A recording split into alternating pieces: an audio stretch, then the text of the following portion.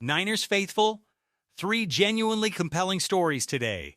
A trade rumor that could reshape this defense more dramatically than anything else being discussed this offseason. A look ahead at the players most likely to make noise during the preseason, and the Mount Rushmore series continues with perhaps the most difficult head-to-head matchup yet from the greatest draft class in John Lynch's tenure. Let us get into all of it. Start with Jalen Carter, because Fox Sports dropped a report that is going to have this fan base talking for weeks. The Eagles and Carter are having a difficult time finding common ground on a contract extension, which on the surface is not surprising when you look at the market.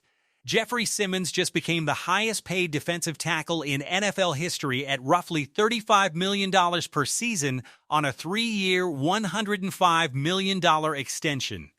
Simmons is 28 years old. Carter is 25 and arguably in the same conversation as Simmons in terms of pure talent. The price tag on Carter is going to exceed whatever Simmons just signed because the combination of comparable production and 3 additional years of age is simply going to command a premium in this market.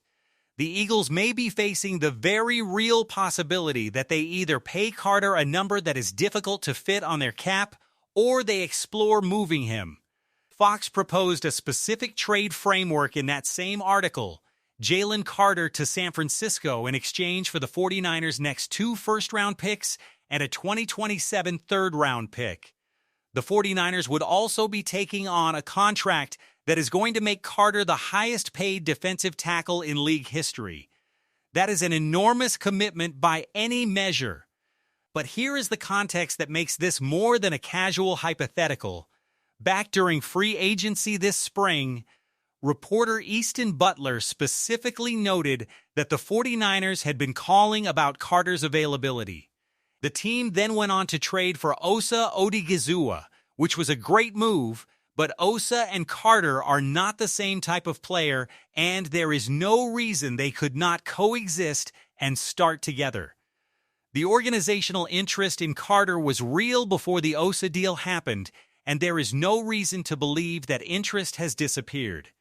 Carter is a multiple Pro Bowler through only 3 NFL seasons. He is 25 years old. Pairing him with Bosa Odighizuwa and Nick Bosa on the same defensive front would create something that opponents simply have no answer for. One of the most disruptive defensive lines in the history of the franchise, arguably in the history of the league. And unlike a Max Crosby trade where you are still betting on continued elite production from a player in his 30s, trading for Carter means the window stays open significantly longer. A 25-year-old who is already producing at this level has his peak years still ahead of him. The character concerns are real and cannot be ignored. Carter fell from a projected top 3 pick to number 9 in his draft specifically because of a driving incident at Georgia that raised questions in team buildings around the league.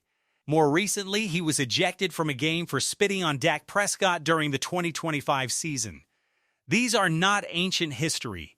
These are ongoing patterns that the 49ers would need to evaluate thoroughly before committing multiple first-round picks and a historic contract to a player whose off-field profile has been consistently complicated.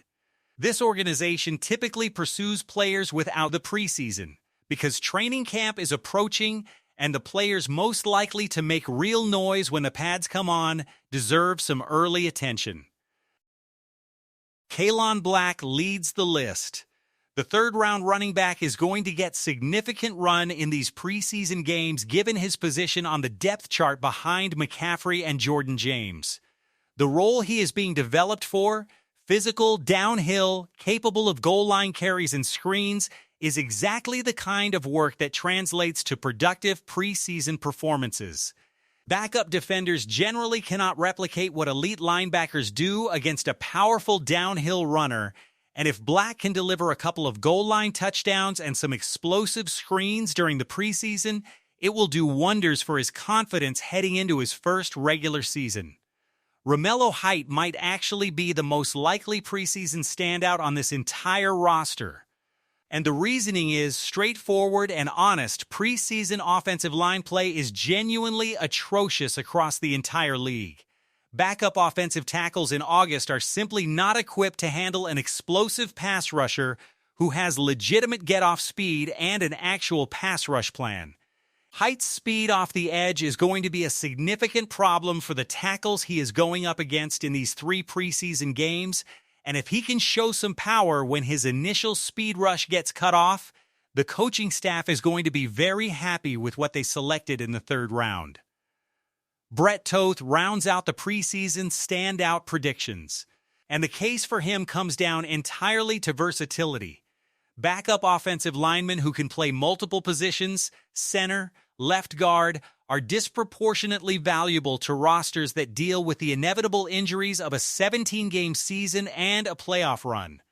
Toth's ability to cover multiple spots means he is never actually competing for just one roster position. He is competing for the role of the most versatile backup on the line, and if he demonstrates that versatility effectively during the preseason, he not only makes this roster, but potentially becomes a starter if circumstances demand it. Quick aside, Upton Stout deserves some love here because while his workout video went viral for the wrong reasons and his hairline became the subject of considerable internet commentary, what actually matters is that he is in the gym constantly, posting workout videos that show him getting stronger and adding muscle heading into year 2. Stout is one of the genuine breakout candidates for this defense in the regular season, and anyone clowning him for anything other than his football should be ignored. He is going to be wearing a helmet most of the year anyway, and the football is the part that counts. Now to the Mount Rushmore showdown, and this one is genuinely difficult because both players burned extremely bright during their time in San Francisco, and both have faced significant longevity challenges. Nick in a way that no statistic fully captures. The Yak Bros period from roughly 2019 through 2023 was built on his unique dual-threat profile, a receiver who could be deployed as a ball carrier who could be deployed as a receiver, and a playmaker who simply did things at the position that nobody else in the NFL was doing. His 2021 season was an Offensive Player of the Year caliber performance that only missed the award because Cooper Kupp won the literal Triple Crown. The hypothetical of Deebo winning that award alongside Bosa winning Defensive Player of the Year in the same draft class is one of the most stunning what-ifs in recent 49ers history. But Deebo's career arc carries a complicating reality. One season above 1,000 receiving yards his entire career, injury and weight issues toward the end of his tenure, a trade to Washington for a 5th-round pick that felt significantly below his career value, a performance in Washington that has been limited. The ending of the Deebo era in San Francisco was not the triumphant send-off his best moments deserved. The Mount Rushmore decision comes down to this. Bosa's ceiling and his sustained excellence when healthy make him one of the most important players in franchise history in the post-2000 era. Deebo's peak was extraordinary but brief in ways that complicate his legacy. Both belong in the conversation.